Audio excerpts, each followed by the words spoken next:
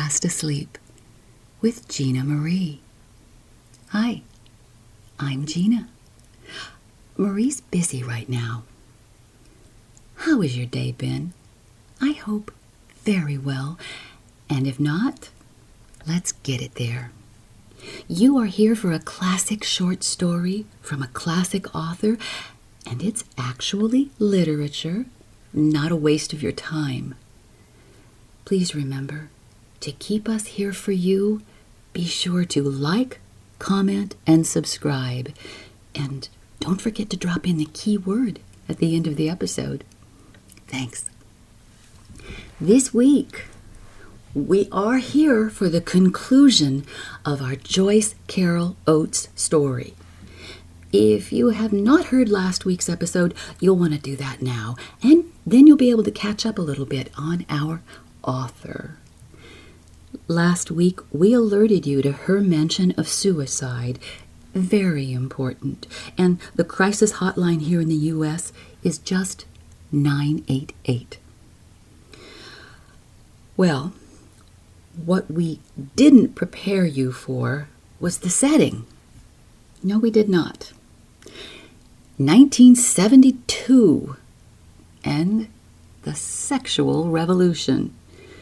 Ah, geez. I never had to read the word lover aloud so many times. Okay, I know. Late 60s, 70s, it was a time of sexual liberation. Here we go. It was a social movement that challenged tradition and codes of behavior in all cultures and all age groups. Ooh. Well, okay. An older relative told me that if you weren't cheating on your spouse, you were in the minority. It wasn't even considered cheating. It was expected. Wow. I say peace, love, and pass the antibiotics. Okay, now you can consider yourself better prepared for today's episode, I guess. Next part, the Chekhov connection. We promised you a little more information. Joyce Carol Oates deliberately tied this story of hers to Chekhov's. The titles are almost identical. The main characters share the same names. And both stories, of course, involve love affairs. Fate brings the lovers together in one story and keeps the lovers apart in another. Though Ms. Oates circles, boy does she, back to repeat events in this story, giving us new details each time. Here's a quick recap from last week. So, Anna is questioning both her marriage and her relationship with her lover. We left off as she's preparing to leave his hotel room, and she has a shocking thought. Well, here we go. Tuck in, everybody, for the conclusion of Joyce Carol Oates, The Lady with the Pet Dog.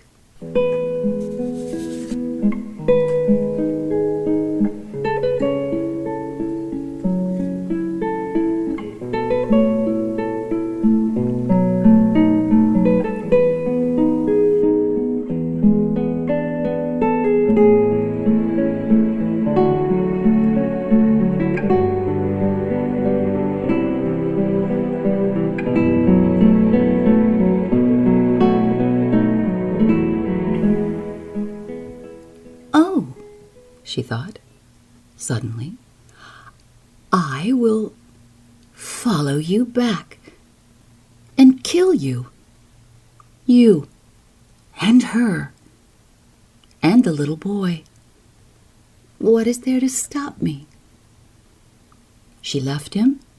Everyone on the street pitied her. That look of absolute zero.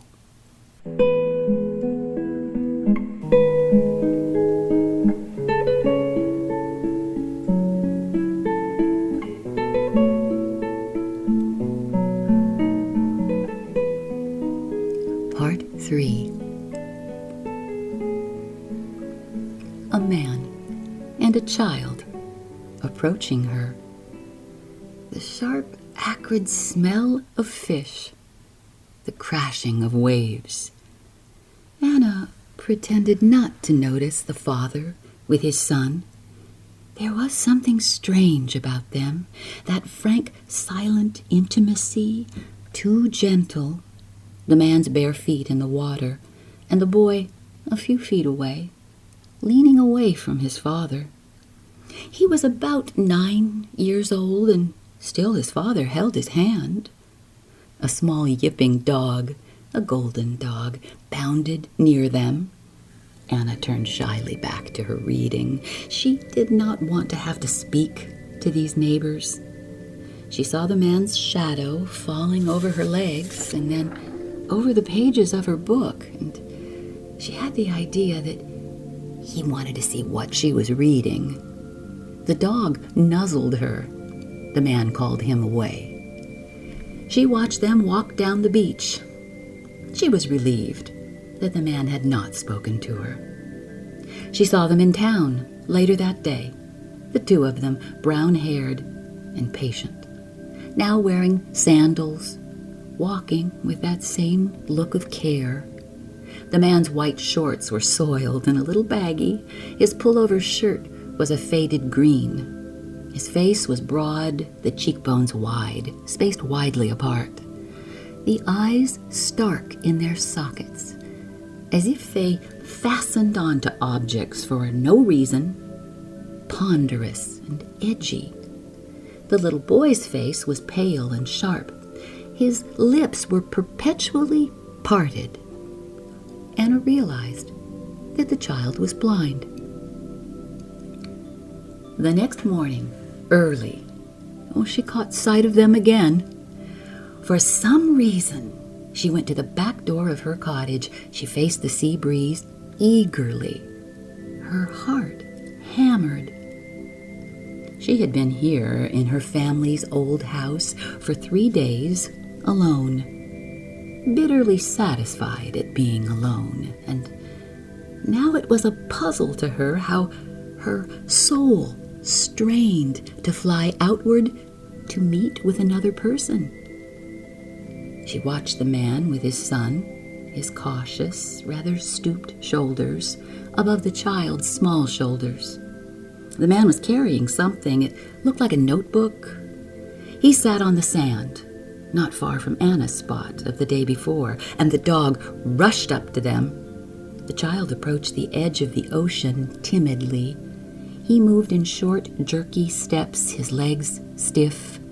The dog ran around him. Anna heard the child crying out a word that sounded like Thai. It must have been the dog's name. And then the man joined in, his voice heavy and firm. Thai. Anna tied her hair back with a yellow scarf and went down to the beach. The man glanced around at her. He smiled. She stared past him at the waves. To talk to him or not to talk. She had the freedom of that choice. For a moment she felt that she had made a mistake, that the child and the dog would not protect her, that behind this man's ordinary, friendly face, there was a certain arrogant maleness. Then she relented. She smiled, shyly. Nice house you've got there, the man said. She nodded her thanks. The man pushed his sunglasses up on his forehead. Yes, she recognized the eyes of the day before, intelligent and nervous, the sockets pale, untanned. Was that your telephone ringing? He said. She did not bother to listen. It's a wrong number, she said. Her husband calling.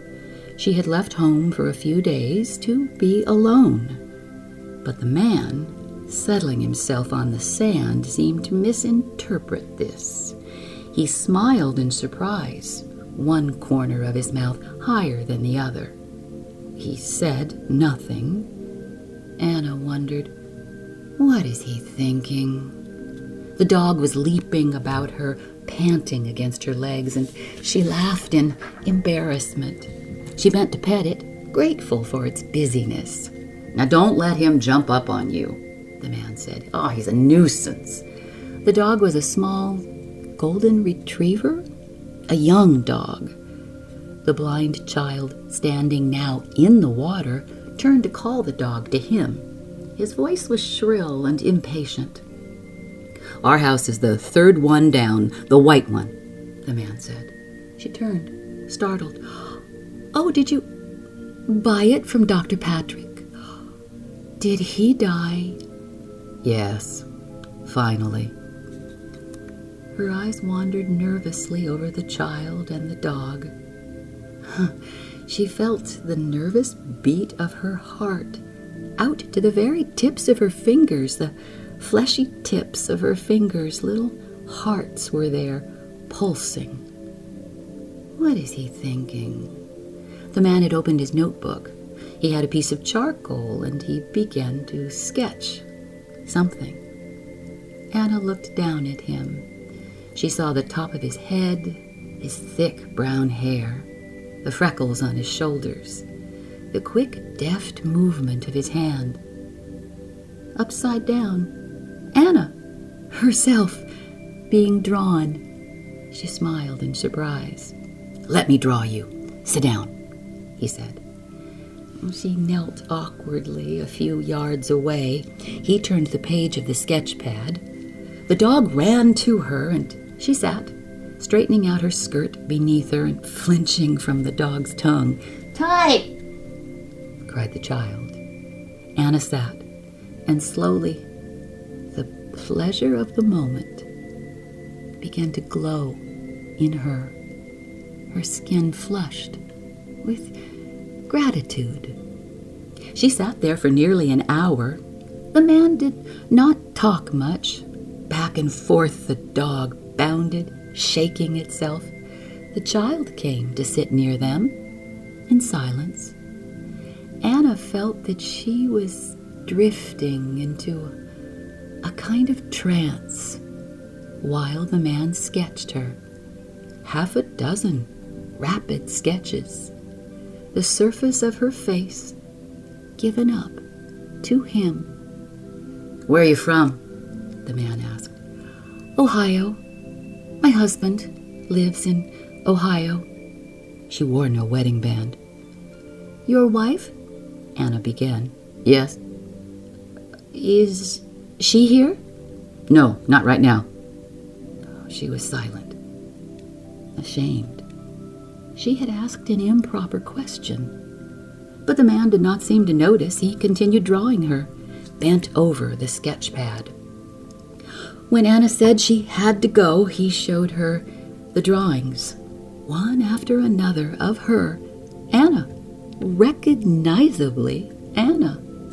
A woman in her early 30s, her hair smooth and flat across the top of her head, tied behind by a scarf. Take the one you like best, he said, and she picked one of her with the dog in her lap, sitting very straight, her brows and eyes clearly defined, her lips girlishly pursed, the dog and her dress suggested by a few quick, irregular lines. Lady with pet dog, the man said. She spent the rest of that day reading, nearer her cottage. It was not really a cottage. It was a 2-story house, large and ungainly and weathered. It was mixed up in her mind with her family, her own childhood. She glanced up from her book, perplexed, as if waiting for one of her parents or her sister to come up to her. Then she thought of that man, the man with the blind child, the man with the dog, and she could not concentrate on her reading. Someone, probably her father, had marked a passage that must be important, but Oh, she kept reading and rereading it. We try to discover in things endeared to us on that account the spiritual glamour which we ourselves have cast upon them. We are disillusioned and learn that they are in themselves barren and devoid of the charm that they owed, in our minds, to the association of certain ideas. She thought again of the man on the beach. She laid the book aside and thought of him. His eyes, his aloneness, his drawings of her. They began seeing each other after that. He came to the front door in the evening without the child. He drove her into town for dinner. She was shy and extremely pleased. The darkness of the expensive restaurant released her. She heard herself chatter. She leaned forward and seemed to be offering her face up to him, listening to him.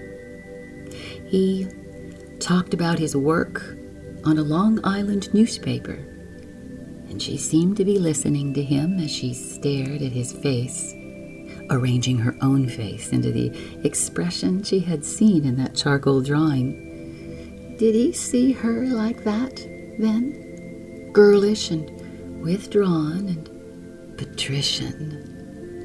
She felt the weight of his interest in her, a force that fell upon her like a blow, a repeated blow. Of course, he was married. He had children. Of course, she was married, permanently married. This flight from her husband was not important. She had left him before to be alone. It was not important. Everything in her life was slender and delicate and not important. They walked for hours after dinner, looking at the other strollers, the weekend visitors, the tourists, the couples, like themselves. Surely they were mistaken for a couple, a married couple. This is the hour in which everything is decided, Anna thought. They both had had several drinks, and they talked a great deal. Anna found herself saying too much, stopping and starting giddily. She put her hand to her forehead, feeling faint. It's from the sun. You've had too much sun, he said. At the door to her cottage, on the front porch, she heard herself asking him if he would like to come in.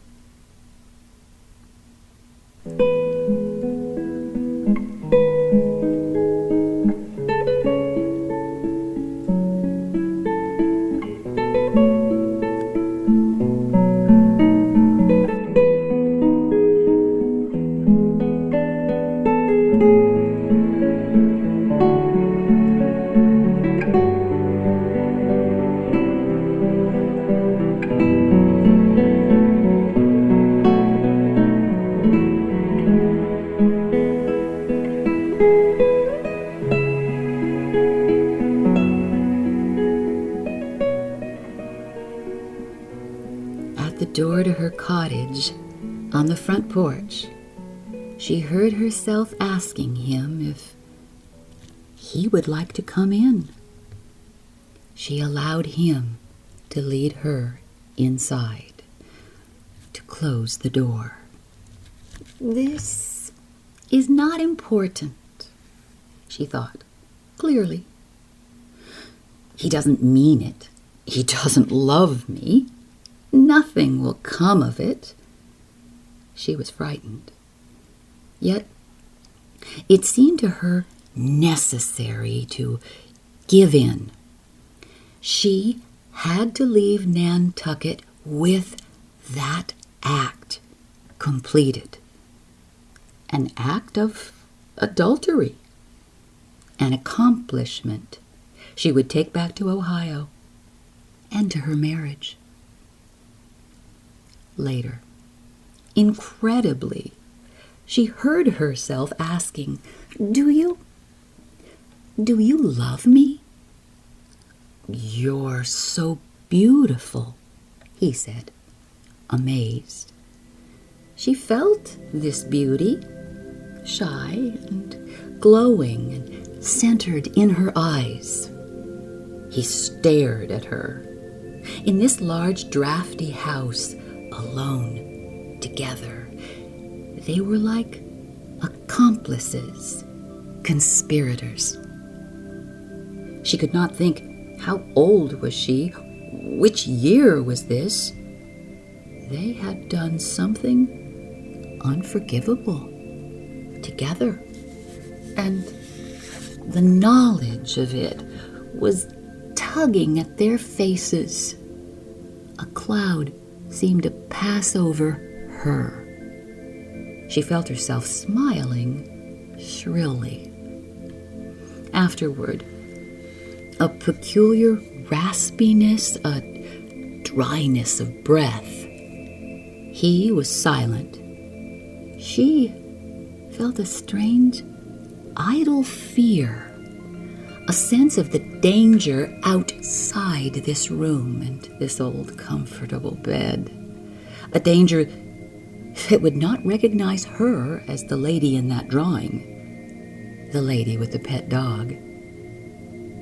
There was nothing to say to this man, this stranger, and she felt the beauty draining out of her face, her eyes fading. "I've got to be alone," she told him. And he left, and she understood that she would not see him again. She stood by the window of the room, watching the ocean. A sense of shame overpowered her. It was smeared everywhere on her body. The smell of it, the richness of it. She tried to recall him, and his face was confused in her memory. She would have to shout to him across a jumbled space. She would have to wave her arms wildly. "You love me. I mean, you must love me." But she knew he did not love her, and she did not love him. He was a man who drew everything up into himself, like all men, walking away, free to walk away, free to have his own thoughts, free to envision her body, all the secrets of her body. And she lay down again in the bed, feeling how heavy this body had become, her insides heavy with shame, the very backs of her eyelids coated with shame. This is the end of one part of my life, she thought. But in the morning, the telephone rang. She answered it. It was her lover. They talked brightly and happily. She could hear the eagerness in his voice, the love in his voice, that same still, sad amazement. Oh, she understood how simple life was. There were no problems. They spent most of their time on the beach with the child and the dog. He joked and was serious at the same time. He said once, "You have defined my soul for me." And she laughed to hide her alarm.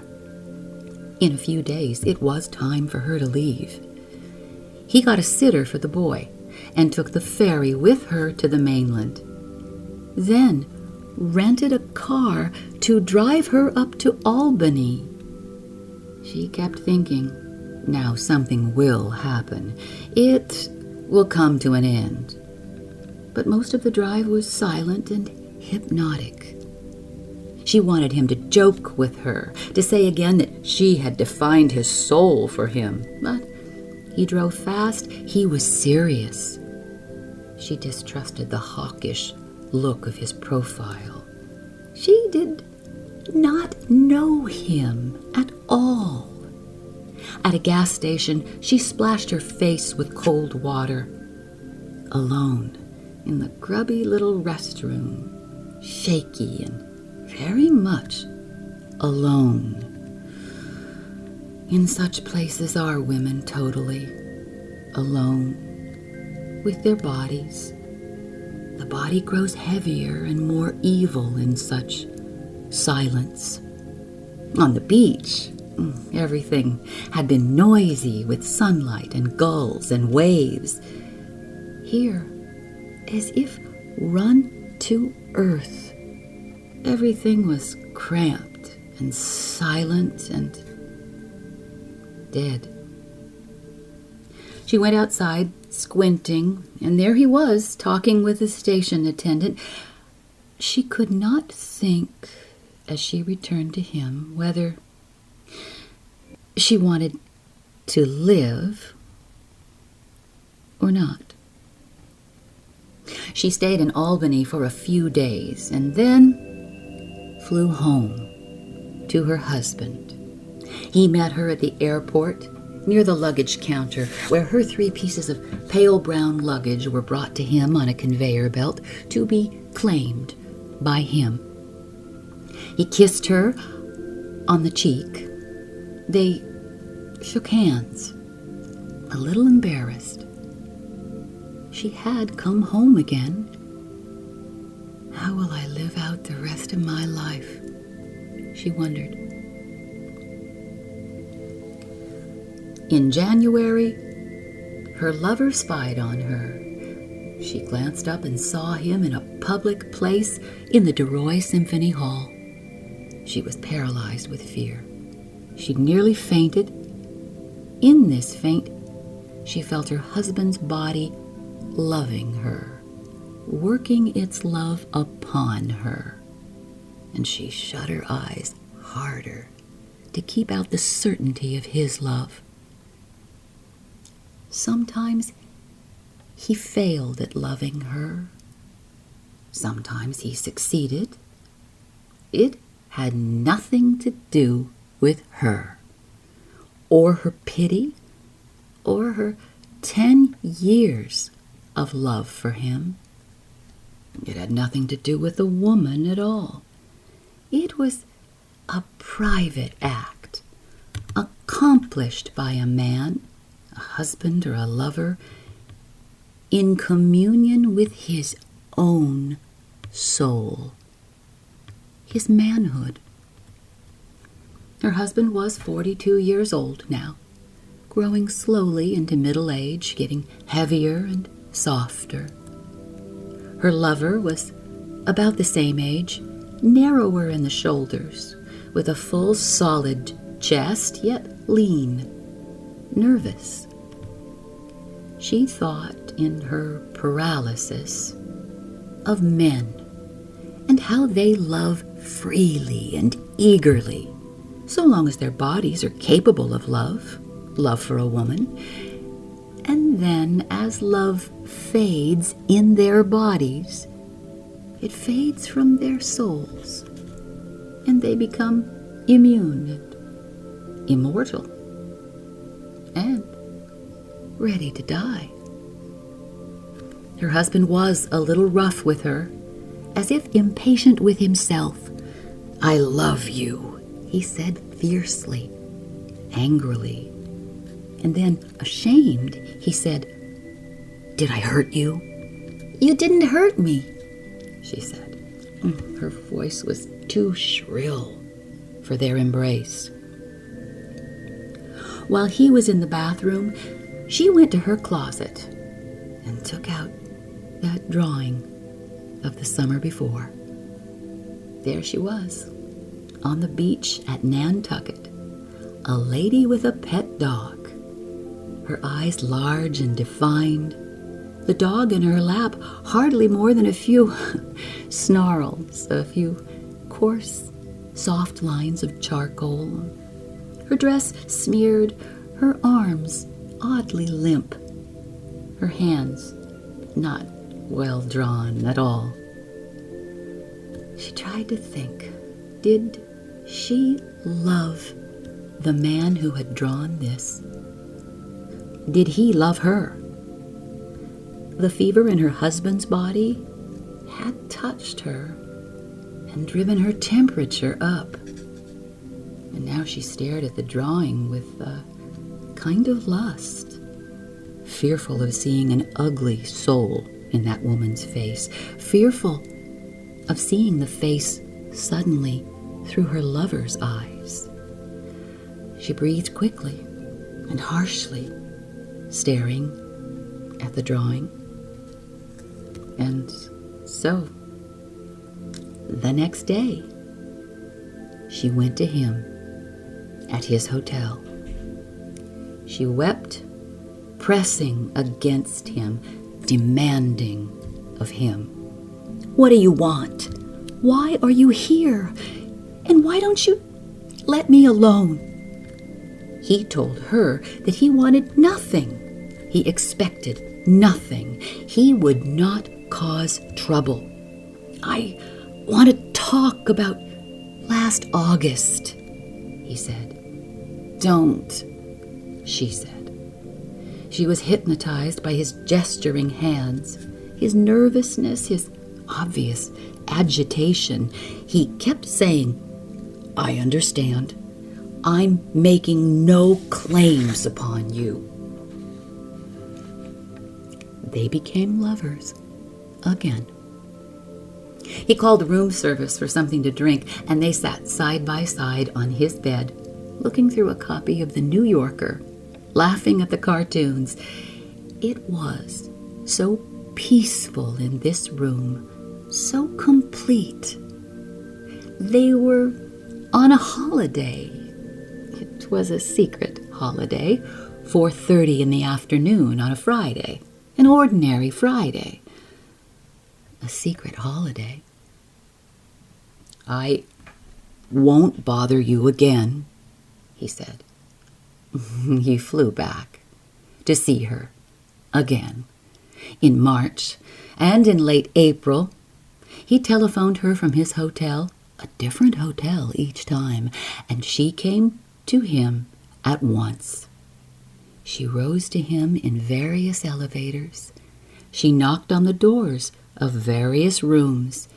She stepped into his embrace, breathless and guilty, and already angry with him, pleading with him.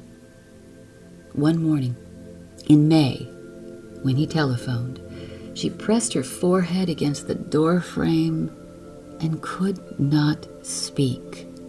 He kept saying, What's wrong? Can't you talk? Aren't you alone? She felt that she was going insane. Her head would burst. Why? Why did he love her? Why did he pursue her? Why did he want her to die? She went to him in the hotel room, a familiar room. Had they been here before? Everything is repeating itself. Everything is stuck, she said.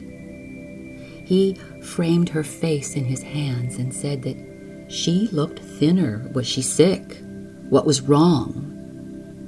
She shook herself free. He, her lover, looked about the same. There was a small angry pimple on his neck. He stared at her eagerly and suspiciously. Did she bring bad news? So, you love me. You love me? she asked. What? Why are you so angry? I want to be free of you. The two of us, free of each other. Well, that isn't true. You don't want that. He embraced her. She was wild with that old familiar passion for him, her body clinging to his, her arms not strong enough to hold him. Ah, what despair! What bitter hatred she felt. She needed this man for her salvation.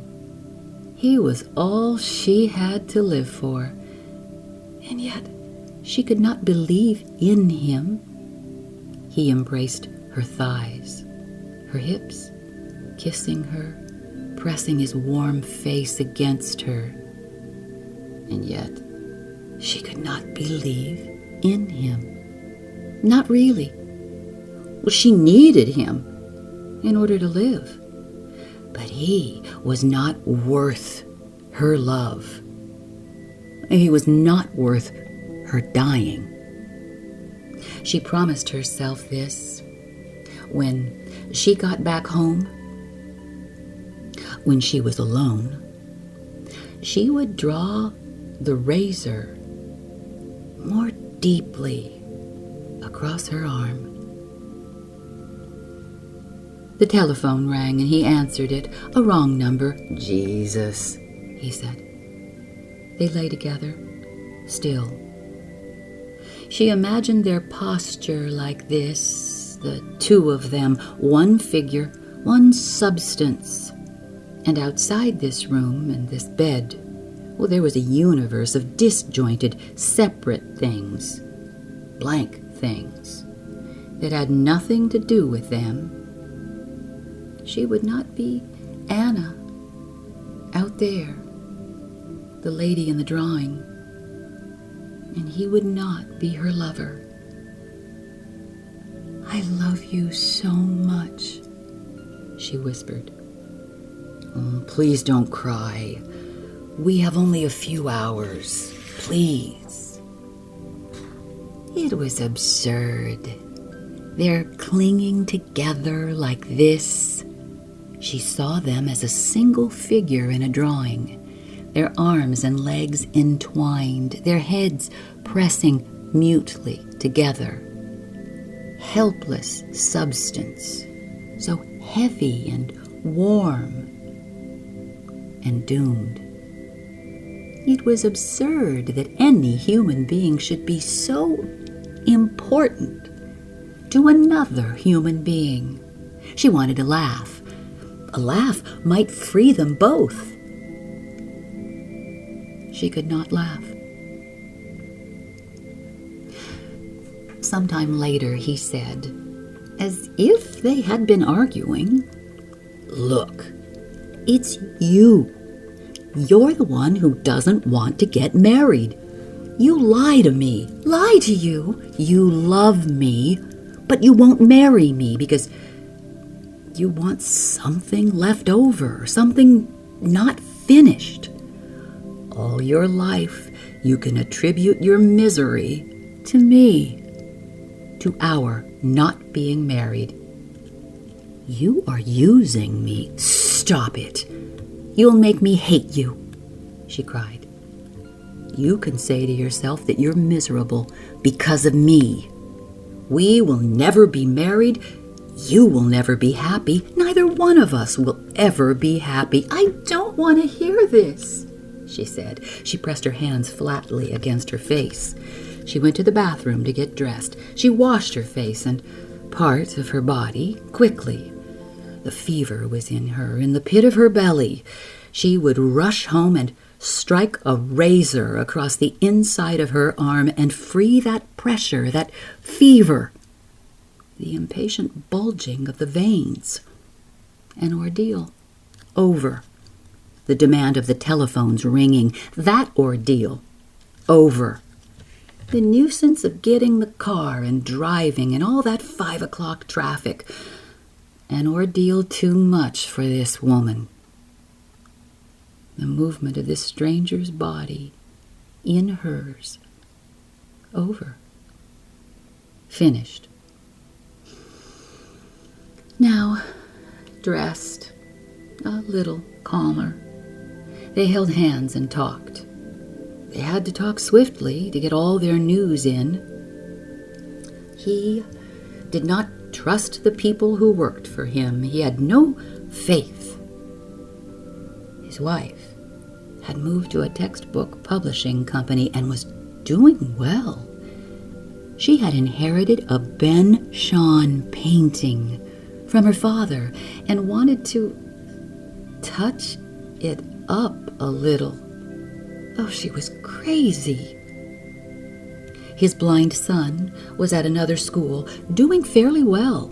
In fact, his children were all doing fairly well in spite of the stupid mistake of their parents' marriage. And what about her? What about her life? She told him in a rush the one thing he wanted to hear, that she lived with her husband lovelessly, the two of them polite strangers, sharing a bed, lying side by side in the night in that bed, bodies out of which souls had fled. There was no longer even any shame between them. And what about me? Do you feel shame with me still? He asked. She did not answer. She moved away from him and prepared to leave. And then, a minute later, she happened to catch sight of his reflection in the bureau mirror. He was glancing down at himself, checking himself, mechanically, impersonally, preparing also to leave. He too would leave this room. He too was headed somewhere else. She stared at him. It seemed to her that in this instant he was breaking from her. The image of her lover fell free of her, breaking from her. And she realized that he existed in a dimension quite apart from her, a mysterious being. And suddenly, joyfully, she felt a miraculous calm. This man was her husband, truly. They were truly married, here in this room. They had been married haphazardly and accidentally for a long time.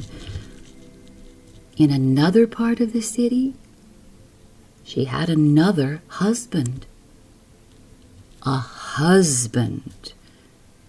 But she had not betrayed that man. Not really. This man whom she loved above any other person in the world, above even her own self-pitying sorrow and her own life, was her truest lover, her destiny. And she did not hate him. She did not hate herself any longer. She did not wish to die. She was flooded with a strange certainty, a sense of gratitude, of pure, selfless energy. It was obvious to her that she had, all along, been behaving correctly, out of instinct. What triumph!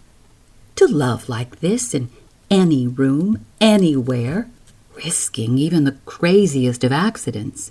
Why are you so happy? What's wrong? He asked, startled. He stared at her. She felt the abrupt concentration in him, the focusing of his vision on her, almost a bitterness in his face, as if he feared her. What was it? Beginning all over again. Their love beginning again in spite of them? How can you look so happy? He asked. We don't have any right to it. Is it because... Yes.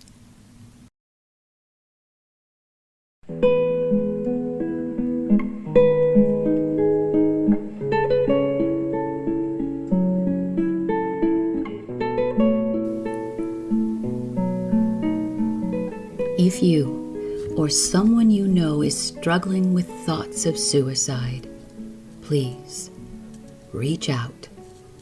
The U.S. Crisis Hotline is just 3 numbers, 988. Google search can provide worldwide information.